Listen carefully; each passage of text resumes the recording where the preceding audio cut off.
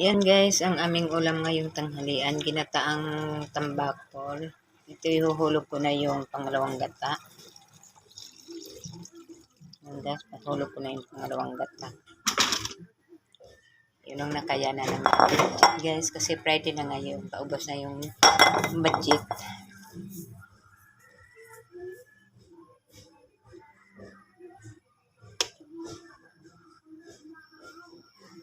Yan guys, malapit ang kumulo. Titimplahan na natin ang bitsin.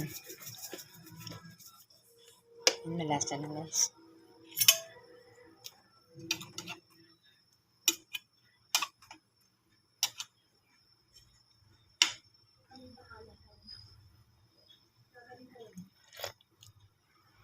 Malasa na guys.